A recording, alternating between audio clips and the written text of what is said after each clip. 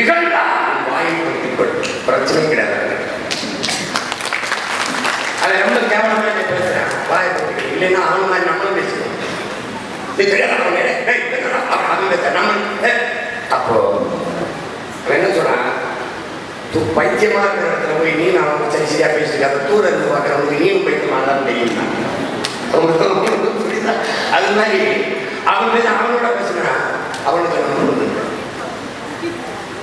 அது தவறு, நானும் சரியா. அதான் இங்கே முக்கியமானது. எப்படின்னா இந்த திமுகவை எப்படி நமக்கு கற்பிப்பாங்க தெரியல. திமுக வரவிட ஒழிச்சுக்கணும் வாங்க, நம்ம எல்லாம் ஒன்றா நிற்போம். திமுக இந்த குழு இருக்குல்ல, இந்த கூட்டாங்க பிஜேபி வரவிட வாங்க எல்லாம் ஒன்றா நிற்போம். நாங்கள் என்ன சொல்லுவோம், இந்த 2 பேரையும் வரவிடக்கூடாது, ஒழிக்கணும். நாங்கள்லாம் ஒன்றா இதனால விமர்சனம் என்பது வெறும் சொற்கள் தான் நம்மை காயப்படுத்தும் கற்கள். இல்லை என்றால் நான் இவ்வளவு சுதந்திரமாக இயங்க முடியுமா? எல்லாத்திலையுமே ஒழுங்கு பார்க்கக்கூடிய நான் ஒழுங்கா இருக்க மாட்டேன். துணியை கலைக்காம எடுக்க தெரியாது.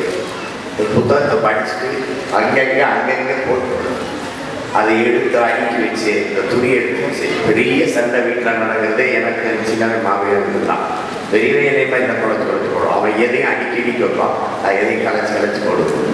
அவன்கிட்ட இருந்து கற்றுக்கிட்டு நினைச்சு இப்போ துணி எல்லாம் பேசுனாலும் எல்லாம் பேசுறதா தெரியும். துணியை கலைக்காம எடுப்பான், ஒரு தடவை எடுத்துட்டு பார்ப்போம். வீட்டை கையில் பார்த்துக்கணும் அப்படிங்கிறதுனால எனக்கு கொடுத்த அந்த சுதந்திரத்தால தான் அவங்க பிள்ளை தொடர்ச்சியாக கடந்து என்னை கேட்குறாங்க.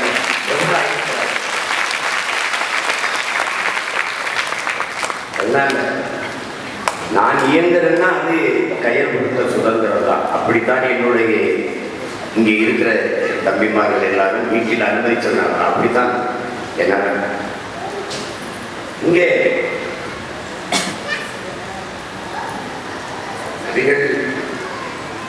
சொர்க்கத்தை எங்கே தேடிக்கொண்டிருக்கிறீர்கள், அது உங்கள் தாயின் காலடியில் இருக்கிறது என்கிறார். நம்மளை பற்றிக்காங்க. அப்ப எல்லாவற்றையும் சரி பார்க்கல. நிராகரிக்கப்பட்ட தமிழ் சமூகங்கள் புறக்கணிக்கப்பட்ட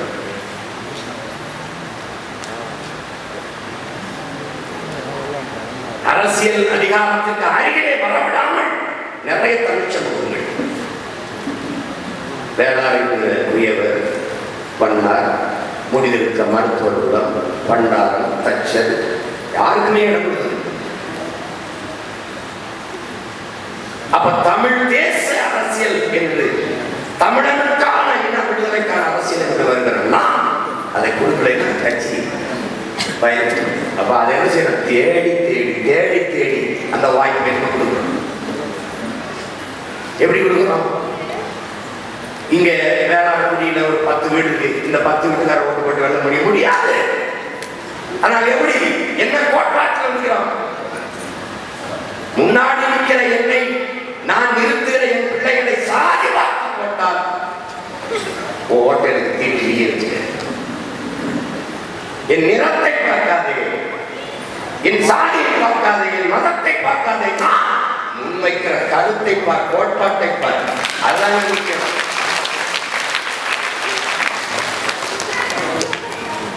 சாதியாக நின்று சாதித்தவன் எவனும் இல்லை. ஒரே சாதி மொத்தம் வாக்கு வென்றது கிடையாது.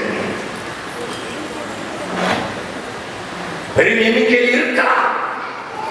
ஆனால் அதே தொகுதியில் மற்ற சமூகம் யாருக்கு வாய்ப்பு தருகிறதோ, ஆதரவு கொடுக்கிறதோ, அப்போதான் வெற்றியை தொடர முடியும்.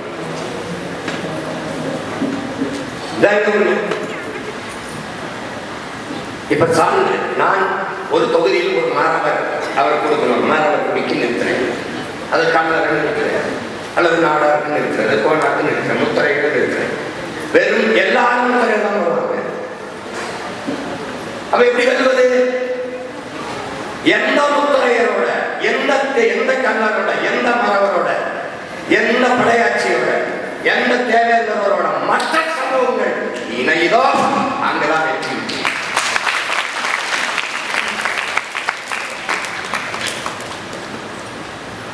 அப்ப எல்லாருக்கும் நாங்க காற்ற காற்றை போல, மழையை போல, வெயிலை போல எல்லாருக்கும் அவன் நிற்கிற பேரன்பு கொண்டு உலகத்தை நேசிக்கிற பேரன்பின் தாய் தமிழ். அவள் பிள்ளைகள் தமிழ் தேச அரசியல், மொழிக்காக, இனத்திற்காக, மண்ணுக்காக, மக்களுக்காக நிற்கிற இந்த பிள்ளைகளின் பக்கம் நீங்கள் நிற்கப் போகிறீர்களா?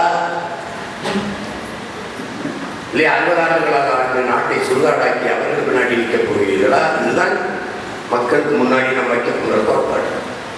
என்ன நிலைப்பாட்டை நீங்கள் எடுக்க போகிறீர்கள்?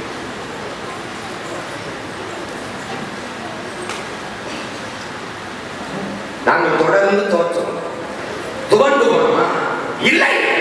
யாரிடம் தோற்றோம்? என் தாயிடத்தில், என் தங்கையிடத்தில், என் அப்பனிடத்தில், என் சித்தப்பனிடத்தில் தோற்றம். யாருக்காக? அவர்களுக்காகவே போராடி அவர்களிடத்திலே தோற்றம். ஒரு நாள் நாம் முன்வைக்கிற அரசியல் அவர்களுக்கு புரிய வருகிற போது நம்மை விட்டால் இந்த நிலத்தில் எவரும் இருக்க போறதில்லை. நம்மளை போற்றி கொண்டாடுவார்கள் மக்கள். இன்னைக்கு வருகிற போது மண் என்ன மண் கொடுத்து வருகிறார்கள்? அங்கே மணத்து குளத்திலே பன்னெண்டு காலமாக வாழ்ந்த அந்த நிலத்தை ஆக்கிரமிச்சு அங்க வந்து ஒரு முதலாளி போலியாக இட உரிமையை பெற்றுவிட்டு வாழ்கிற மக்களை வெளியேற்றுகிறார். ஒரு பிரச்சனை என்ன செய்வது? நீ வந்து போராடு. அதான் என் அன்புக்குரியவில்லையே, மின்சாரம் இல்லாத இரவுகளில் மக்கள் மெழுகுவர்த்தியை தேடுவார்கள். அப்போது அநீதியை மக்கள் பெருகிற காலங்களில் மக்கள் நல்லவர்களை தேடுவார்கள். அதுவரை நாம் என்ன செய்யணும்? களத்திலே நிற்கணும். எப்படி நிற்கணும்? நல்லவர்களாக நிற்கணும். தோல்வி என்பது தோல்வி அல்ல, அது வெற்றியின் தாய்.